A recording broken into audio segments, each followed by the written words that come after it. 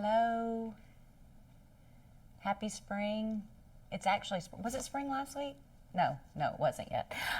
Sorry we're a little late.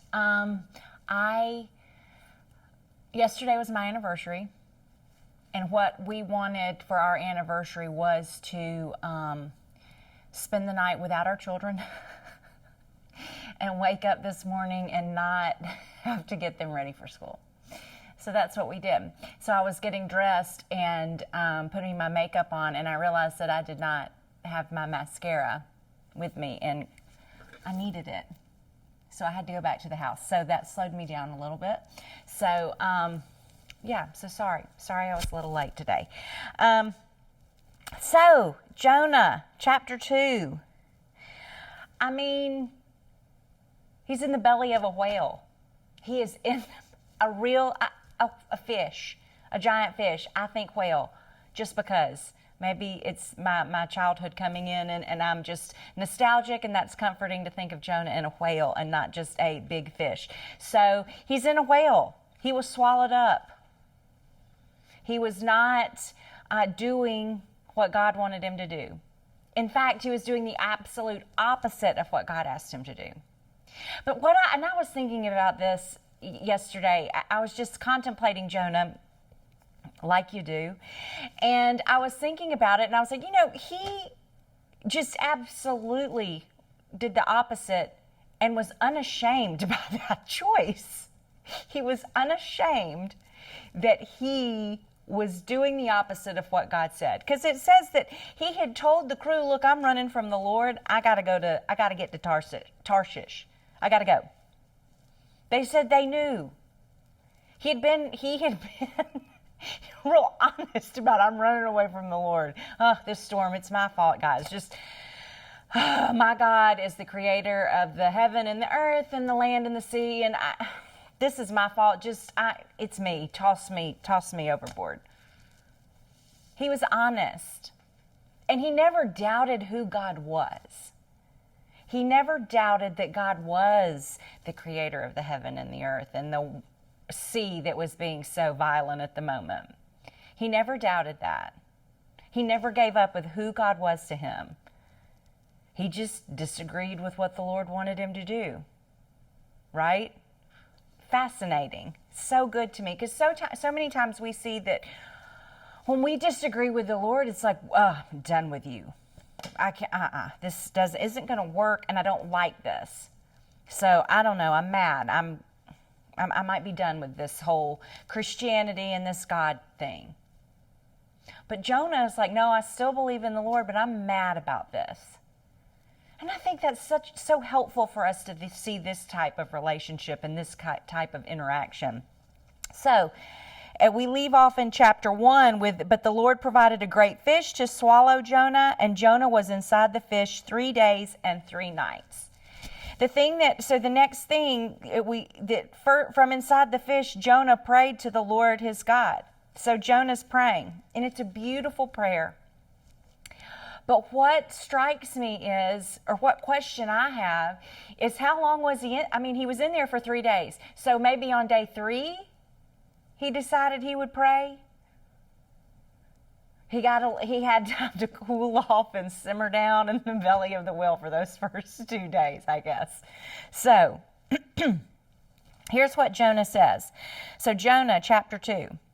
And I'm just going to read the whole thing, okay? In my distress I called to the Lord, and he answered me. From the depths of the grave I called for help. Literally, because he was in this belly of this fish, okay? That could be well considered his grave. Because who gets out? I mean, do you get in the grave and think, I'm never getting out of this, right? Okay? From the depths of the grave I called for help, and you listened to my cry. You hurled me into the deep, into the very heart of the seas, and the currents swirled about me. All your waves and breakers swept over me. I said, I have been banished from your sight, yet I will look again toward your holy temple. The engulfing waters threatened me. The deep surrounded me. Seaweed was wrapped around my head. To the roots of the mountains I sank down. The earth beneath barred me in forever. But you brought my life up from the pit, O my Lord. O Lord my God. When my life was ebbing away, I remembered you, Lord, and my prayer rose to you, to your holy temple. Those who cling to worthless idols forfeit the grace that could be theirs, but I, with a song of thanksgiving, will sacrifice to you what I have vowed I will make good. Salvation comes from the Lord. And the Lord commanded the fish, and it vomited Jonah onto dry land. So from inside the fish, Jonah prayed to the Lord. Now, this prayer is beautiful and it's pretty self-explanatory. So, I mean, you're probably asking, what in the world are we going to talk about? She going to talk about today? But my question is, when you are in the belly of a whale, what is your response? How do we respond when we're in that belly? Because Jonah clearly thought God was crazy and didn't want any part of what was happening. He didn't want any part of going to Nineveh. He hated the Ninevites. He hated them. They were a rough, bad people. They're very fierce. They were people that enjoyed the war and the death and the killing. They were warriors. They were not a good people. And they had tormented the Israelites. And Jonah was like, I can't stand them. I will not be a part of you restoring them or helping them. No, God, I'm not telling you. Because why? Because Jonah knew how good the Lord was. He knew how good he was. And Jonah didn't think that these people deserved the chance. He didn't think that the Ninevites deserved to know how good the Lord was. So he ends up in this whale. He ends up in the belly of this whale. And there are some references. I mean, when you hear this, doesn't it sound like a psalm? Sounds like something David wrote, right? I mean, it sounds like something that we've heard before. Well, there are some references. I mean, Psalm 34, guys, is one of my favorite psalms. One of my favorite psalms of all time. So we're going to go to Psalm 34. There's an excellent song by Shane and Shane based on the Psalm 34. It actually is Psalm 34 put to music, but it's called, and it says, I think the actual title of the song is Taste and See. Excellent song. I'm going to, hopefully this will be on the church website. Sometimes they let us post music and sometimes they don't, right, Teresa? So we'll see what happens. But otherwise, I encourage you to go look this song up, whether it be on YouTube or Apple Music or anything, wherever you get your music. Go look up Shane and Shane. They're a worship group duo from Texas, I think out of Dallas. They're amazing. And but the song is Taste and See, Psalm 34. Now I've talked about that for way too long. Anyway, so Psalm 34. Let's see. Psalm 34:4 says, I sought the Lord, and he answered me. He delivered me from all my fears. Those who look to him are radiant. In Jonah's case, radiant with seaweed and whale tummy things. Their faces are never covered with shame. This poor man called, and the Lord heard him. He saved him out of all of his troubles. The angel of the Lord encamps around those who fear him, and he delivers them. See, here's my favorite part of Psalm 34. Verse 8, taste and see that the Lord is good. Blessed is the man who takes refuge in him. Fear the Lord, you his saints, for those who fear him lack nothing.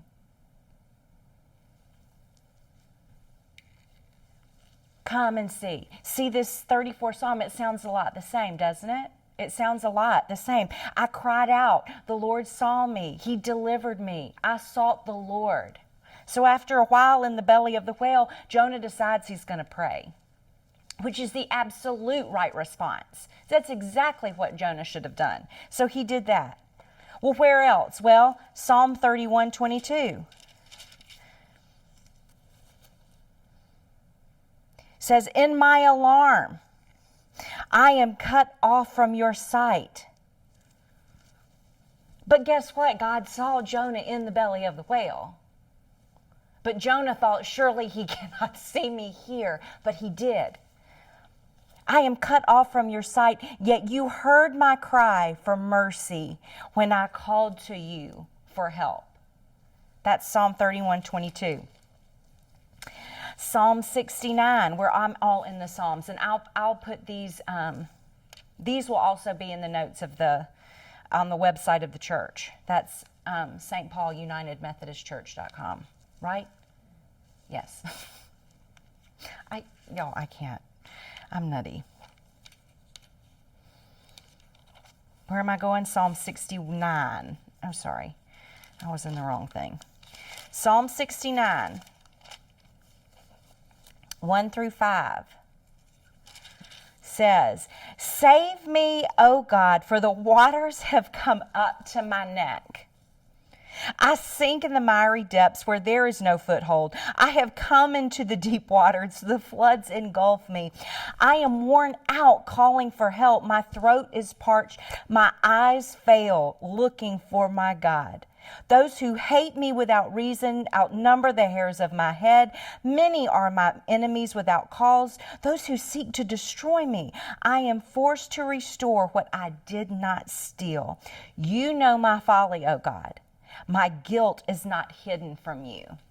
This could have been written by Jonah. It is David. David wrote this. Hear those similarities? Hear that? Psalm 51.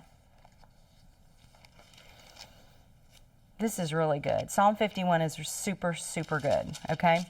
And when I was looking at it, I came across notes that John Few had made.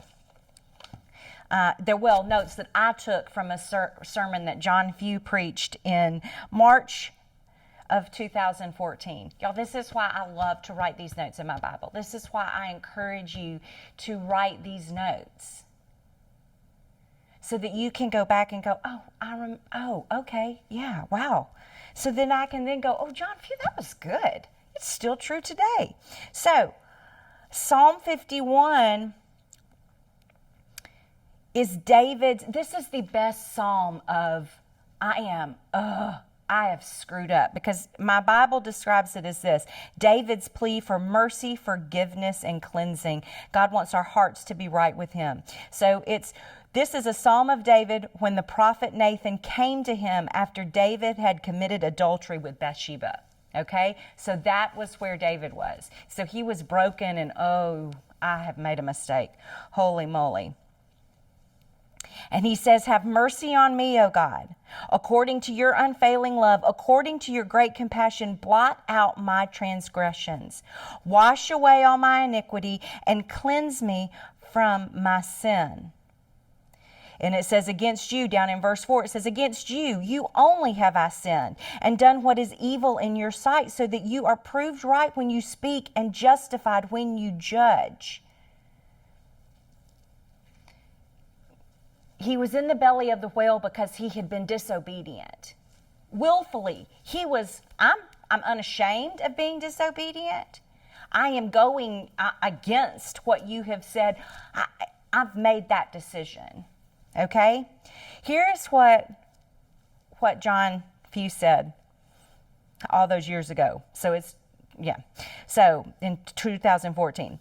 Confession of sin is just calling what God calls wrong. Confession is getting your heart right for the journey. See, this goes perfectly with Jonah. Confession is just calling what God calls wrong. So Jonah, I imagine, after he had spent some time in this belly of the whale, after he's like, well, I'm not dead. I have not died. I have been thrown overboard, swallowed by a big fish, and I'm still alive. How is that possible? And then he remembers that his God, now mind you, this is what I think. If I was Jonah, I can't even imagine. I would have freaked out so much, I probably would have died from a heart attack. This is why I don't get in the ocean. I don't like the fish, right?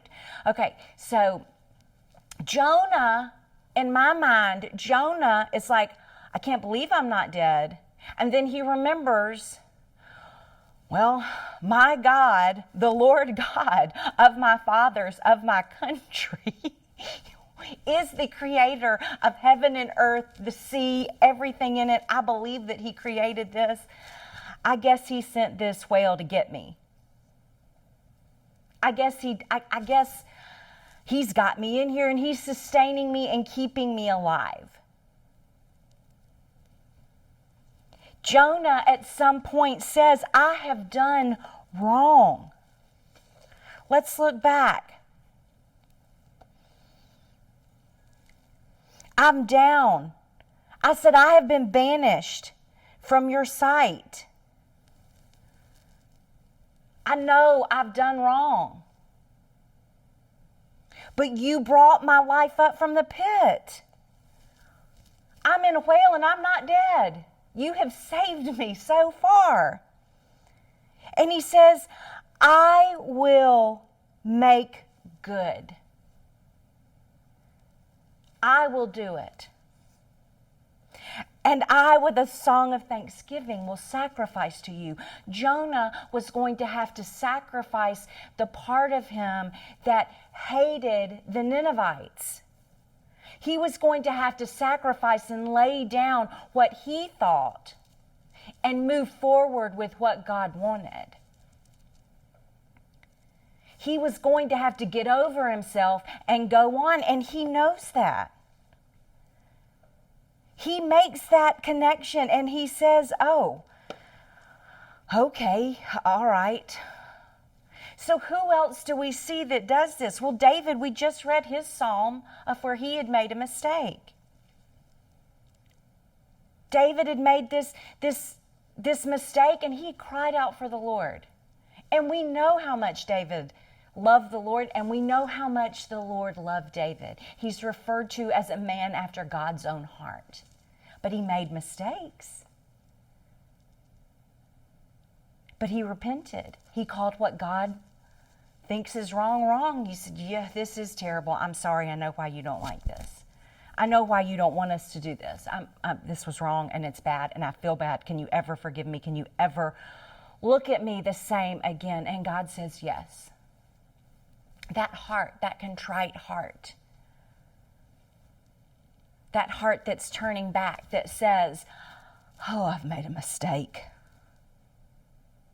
Even Paul in 2 Corinthians talks about this thorn that he had prayed repeatedly to go away. And God says, my grace is sufficient for you. In your weakness I have made strong. He doesn't answer Paul so much with why he has the thorn or, no, I'm not going to take it away. I've given it to you for a reason. You have this weakness for a reason. Whether you understand it or not. It's the acceptance of, okay, God has done this. God has done this. Now what do I do? He's asked for this. Now what do I do? I don't get it. I don't understand what's happening. I don't know why the Lord would possibly want the Ninevites. They're awful people. I don't even like to think about them much. Let's hang out with them. This is terrible. We have to get over what we think, and we have to accept and move on and follow the Lord. Sometimes we're not in these pits because of something we've done, but because of a pit that someone else has done to us. Job is a good example of that. Job loses everything, literally. Family, wife, houses, his flocks and his livestock. He is taken from the top of the heap to the bottom of the heap like this. His health goes.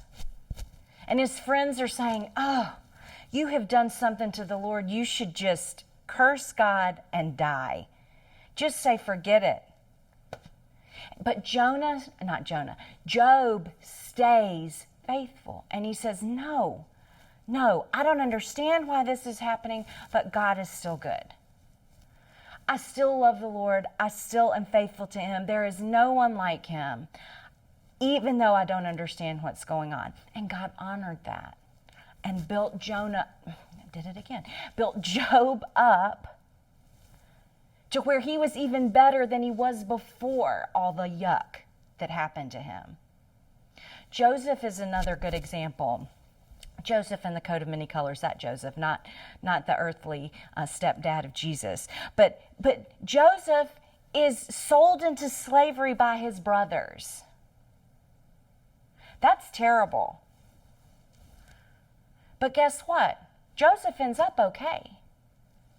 This is in Genesis chapter 12 and 13. It's such a great story because Joseph ends up like in charge of Egypt. He ends up in charge.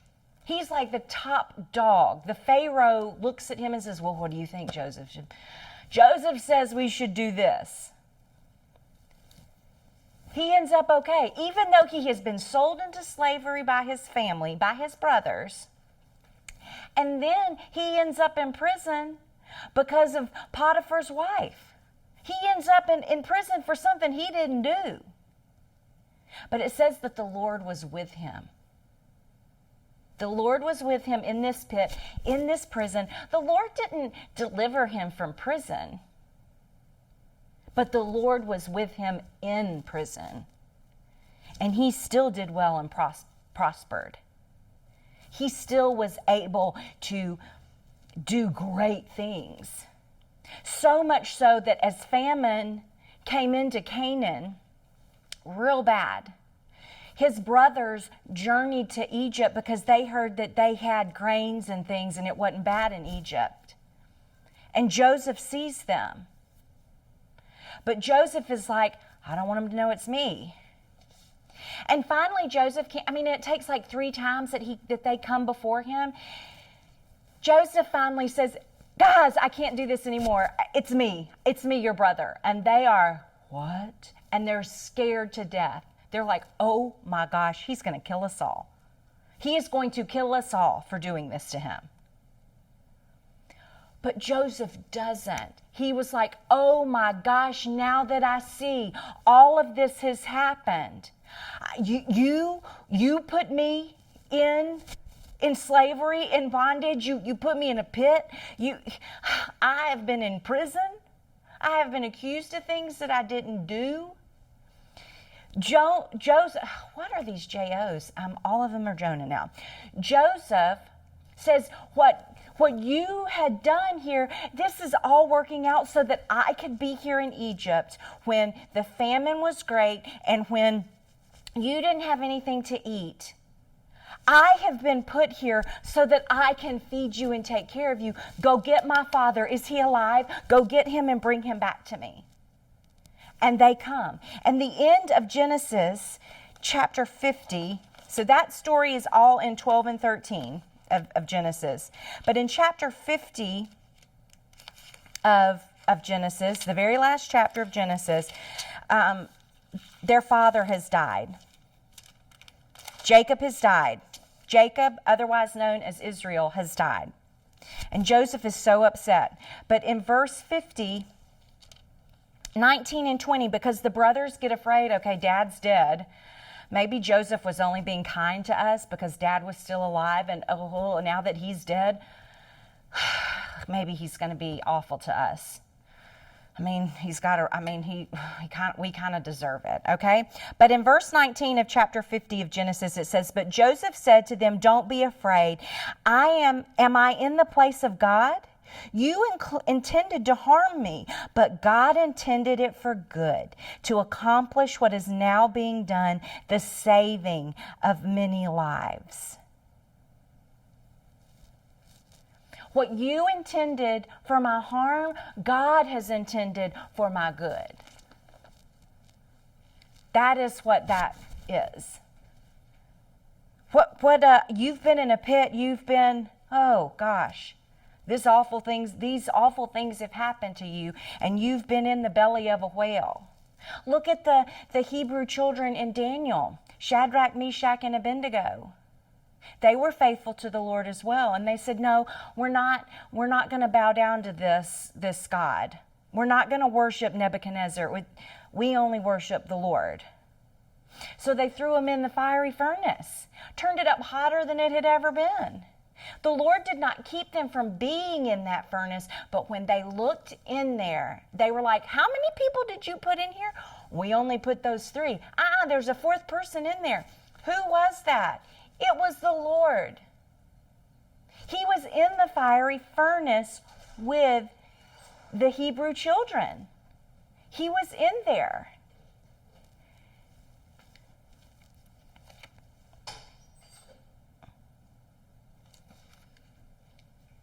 That's what happens. That's Laura. That's why I'm distracted. I don't know why she can't see us taping and just wait. Good morning. So even though we get in these pits and these places where we think God doesn't see us and God doesn't know us, He's in there with us. He's standing in the fire with us. He's in the belly of the whale with us. John has been preaching about in the contemporary service. Y'all got to try that. You got to come try our contemporary service at 11. It just is fun. It's fun. We're all spread out in there. But John preaches. We get both. We get Shane and John. So you get a little bit. It's the best of both worlds, to be quite honest. It's the best of both worlds. Although we don't have the beautiful choir and Wayne music leading us, but I digress. John has been preaching. He's preached some excellent services since we've been back. And he has been talking about Elijah.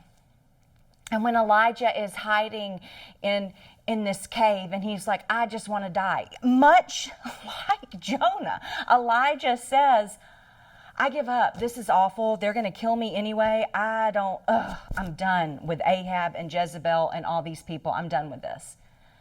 Just, Lord, I'm sorry. I'm unable to do." He dismisses his servant and he goes off in the desert and he ends up in a cave.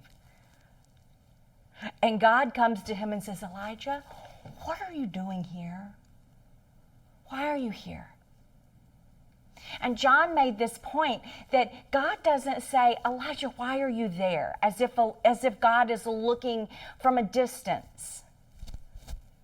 As if God is looking off and saying, "Why are you over there?" God says, "Why are you here?" Because that makes us think that God is here. There's also a podcast that John and I do that we've talked about this before. I don't know what the episode number is. But why are you here? And then God speaks to Elijah. God speaks to him because God is there with him. He's there with him. The book of Hebrews, chapter 11, is the Hall of Faith. And it will list to you all of these heroes of our faith that have gone through and done things and believed in the Lord. Their great faith. And the first half of the chapter is all these people that we know and all the things that they've overcome. The end of Hebrews 11 is all the people that died and didn't make it. Sorry. The Lord didn't rescue them out of their things, but guess what? They're in because they died for Him. Like Stephen, the martyr, died because he refused to not talk about Jesus. He was like, no. And he was stoned. Now, I'm not saying, I was wanting this to be encouraging. It just took a turn, didn't it? The point is Even though Stephen was being martyred, it says that his face shone and that he closed his eyes with his face turned up and was just radiant. So even in that, even though he didn't escape, even in that moment, he was filled with the help of the Lord. He was radiant. Where do you go in your pit? Where do you reach out to? Where do you call for help? Where do you look to? When you're in your pit, who do you cry out to? Because we're all going to have pits. It may not be a whale. It may not be prison that your brothers have sold and your brothers selling you into slavery. It may not be house arrest like Paul. But we're all going to end up in a pit. We're all going to be in a lion's den. We're all going to be in a furnace. But who's going to be in there with you? We're all going to do these things, and you have to say, oh, God, why does God do this to us? Why does he get us in these or put us or make it work out so that we end up here? And God, why did I've made some mistakes, and I may not should have done this, but now that I'm in here, how could this ever be used for good? How could I ever use this for good? I want to tell you what 1 Peter 1 says. Look, this is marked for real because it's been marked in my Bible for a really long time. 1 Peter 1, 6 and 7 says, "In this you greatly rejoice, though now for a little while you may have had to suffer grief in all kinds of trials. These have come so that your faith, of greater worth than gold, which perishes even though refined by fire, may be proved genuine and may result in praise, glory, and honor when Jesus Christ is revealed." We're going to have these tests. We just are. God never said following him was easy. No one has ever said that. But we know that he's going to be with us. We know that he is going to sustain us and to make the whale throw us up on dry land. Not make the whale throw us up where we have to swim a little bit further. He makes the whale throw Jonah up on dry land. Tony Evans, this is Tony Evans' Bible commentary. So good. I like Tony Evans a whole bunch. But he says this: "Have you ever been in the pit? Are you there now? If so, there's good news. The pit is not a bad place to be if it gets you back into the will of God. When a visit to that place is what it takes to nudge you back on track spiritually, you can thank God for the pit." God changed the way Jonah felt because God loved him enough to track him down. I've been in some pits. The pits have changed me. The pits have made me who I am. The pits have given me the courage and the boldness and the confidence and the desire to know more about my Savior and my Comforter and my Counselor, so that I can share and tell and do. The pits will change you. So next week we're not going to meet because it's spring break and I'll be wrangling my children. Don't feel bad, we're going to the beach. It's going to be okay. But then there's just one more lesson. I know there's 2 more chapters. And even now as I'm saying it, I'm wondering if I can get it all done in one more lesson. But they go hand in hand. So they're kind of seamless. So we're going to plan for one more lesson of Jonah, okay? Not next week. So we'll be into April. What's that, the 7th? I believe it's April 7th. Teresa's nodding her head yes. So April 7th, is when we'll come back. Okay? Y'all have a great Holy Week. Oh my gosh, we're going to miss Easter. Have a great Holy Week. Take that time to sit and stew in what the Lord has done, because He is risen. He is risen indeed.